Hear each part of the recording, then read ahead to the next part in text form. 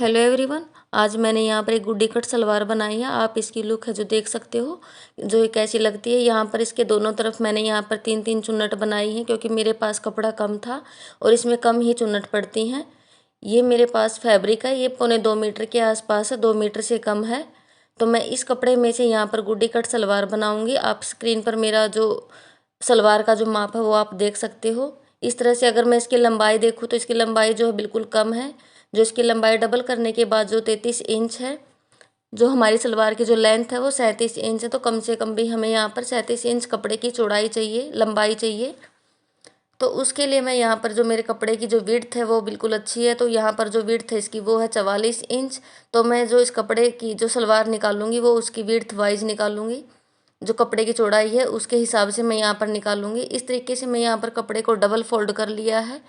Double fold करने के बाद मैंने इसको दोबारा फिर फोल्ड कर लिया है। तो ये हो गया मेरा जो कपड़ा है 4 फोल्ड हो गया है।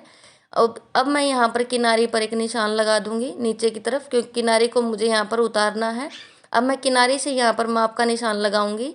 ये मैंने यहाँ पर 2.5 इंच का निशान लगा दिया, जो मैंने यहाँ पर पोंचे के लिए रखना है। इस तरीके से ये मैंने पोंचे के लिए कपड़ा रख लिया है, क्योंकि जो मेरी लेंथ है वो 44 इंच और जो मुझे लंबाई चाहिए वो मुझे चाहिए यहाँ पर 37 इंच।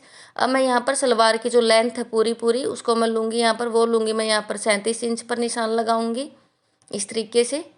क्योंकि जो एक्स्ट्रा मार्जिन के लिए मेरे यहाँ पर जो 1 इंच मेरी बेल्ट में जाएगा, तो इसलिए मैं यहाँ पर 37 इंच का कपड़ा लूँगी पूरा पूरा सलवार का। तो यहाँ पर मुझे 37 इंच का मैंने यहाँ पर निशान लगा लिया है।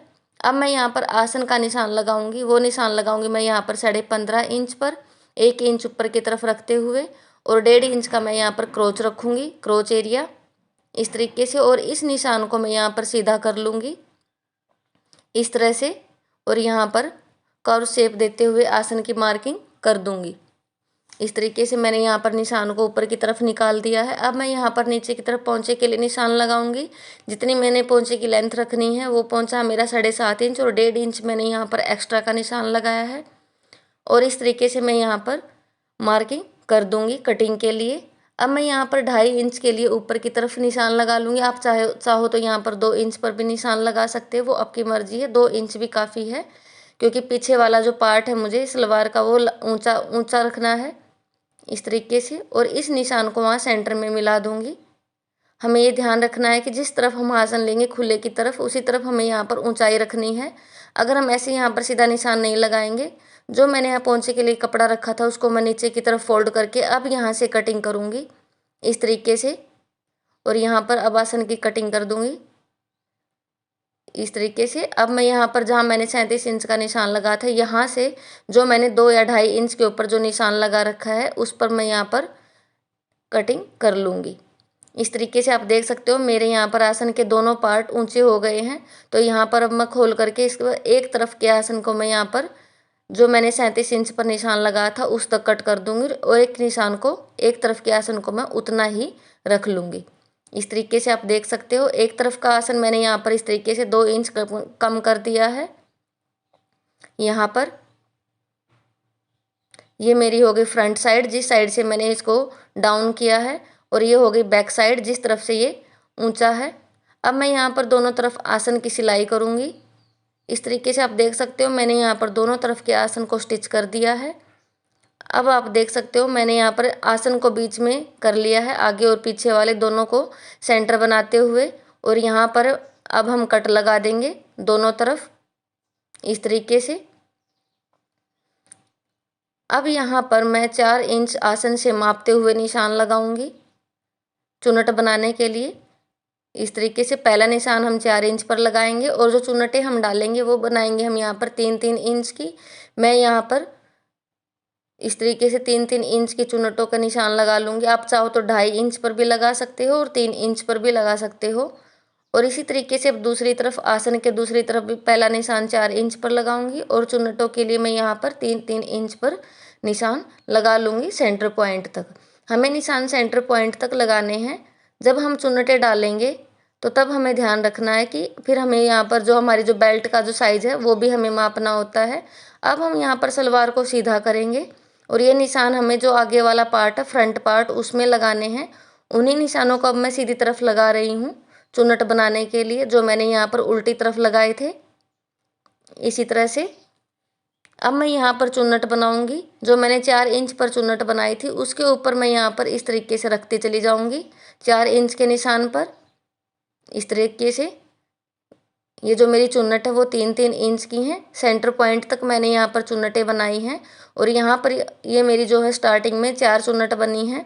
इस तरीके से मैं इसको अभी यहाँ पर पिनअप कर दूंगी ताकि जो मेरी चुन्नट है वो ना बिखरें दोबारा।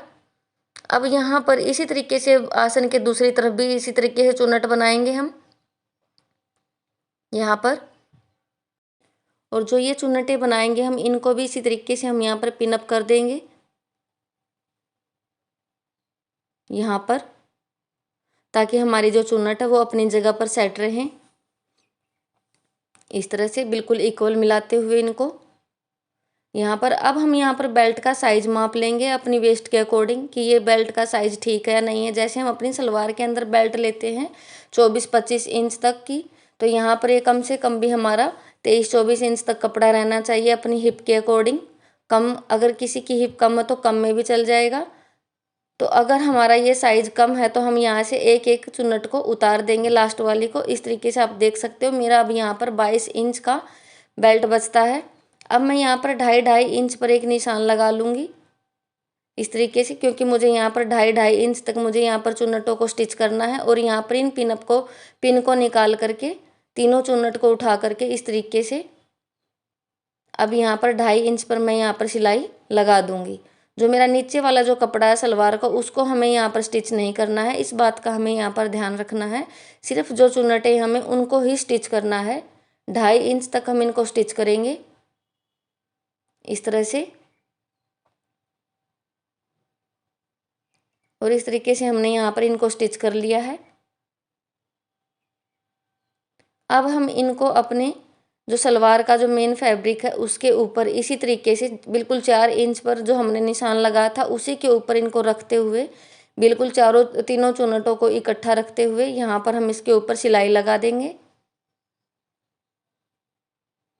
इस तरह से।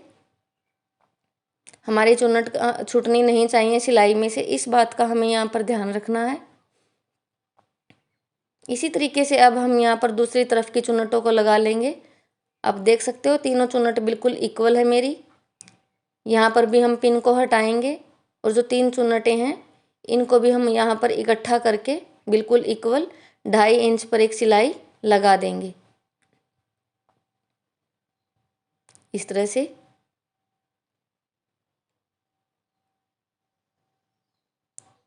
और इस तरह से जो हमारी जो सिलाई है चुन्नट के ऊपर वो लग चुकी है।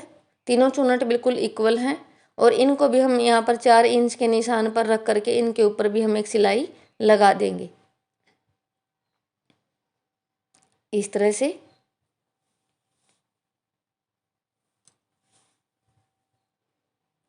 इस तरह से हमारी जो सलवार है वो बन चुकी है। अब हमें इसके ऊपर बेल्ट लगानी है।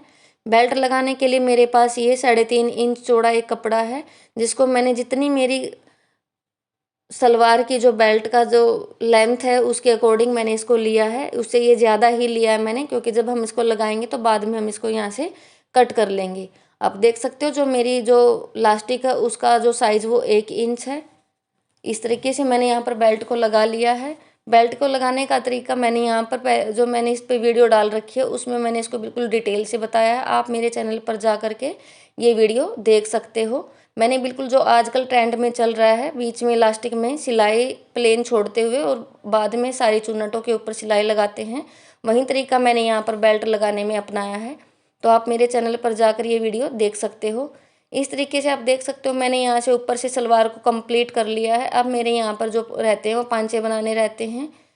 इस तरीके से मैंने यहाँ पर पांचे का जो कपड़ा है इसमें एक्स्ट्रा ऐड करने की ज़रूरत नहीं है, क्योंकि इसके अंदर मैंने 2.5 इंच पहले से ही एक्स्ट्रा छोड़ रखा था। अब आप देख सकते हो मैंने यहाँ पर निशान लगा रखा है पांचे के लिए, जो मैंने यहाँ पर 2.5 इंच कपड़ा छोड़ा था। अब मेरे जो पांचे की चौड़ाई है वो यहाँ पर 2 इंच और 2.5 इंच मैंने यहाँ पर कपड़ा रखा था। इस तरीके से हम यहाँ पर जो निशान हमने लगाया था उस निशान को हम पोंचे के ऊपर रखेंगे इस तरीके से। और ये मेरा जो है फॉर्म का पोंचा है। इसको बनाने के लिए हम इस तरीके से इसको सिलाई वाला जो हमारा ये निशान था उस पर रखेंगे और यहाँ पर एक सिलाई लगा देंगे इस तरह से।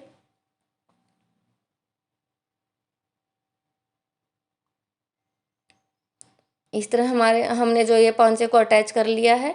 अब हम यहाँ पर अंदर की तरफ कपड़ा जो हमारा एक्स्ट्रा है पोंचे के अंदर फोल्ड करके एक सिलाई और लगाएंगे पोंचे के ऊपर इस तरह से। और यहाँ पर अब हम पांचे की सिलाइयों को लगा देंगे इस तरह से। ये था हमारा पांचा लगाने का तरीका।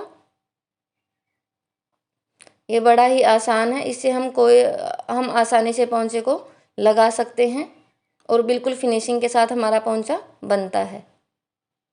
इस तरीके से मैं यहाँ पर पोंचे को बना लूँगी। आप देख सकते हो, इसमें आप जो चाहो वो डिजाइन बना सकते हो। इस तरह से मेरा जो पोंचा वो बन के तैयार हो चुका है। अब मैं यहाँ पर मोहरी के साइज को देखते हुए, जो मेरा मोहरी का साइज है वो 7.5 इंच है, उसके ऊपर निशान लगाते हुए यहाँ पर एक सिलाई और लगा लूँगी, मोहरी बना लूँगी अपनी सलवार की इस तरह से। यहाँ पर हम निशान लगा लेंगे पहले, ताकि जो मेरी सिलाई है वो सीधी रहे। इस तरह से हम यहाँ पर पोंचे की सिलाई को पक्का करते हुए सिलाई को लेकर के जाएंगे।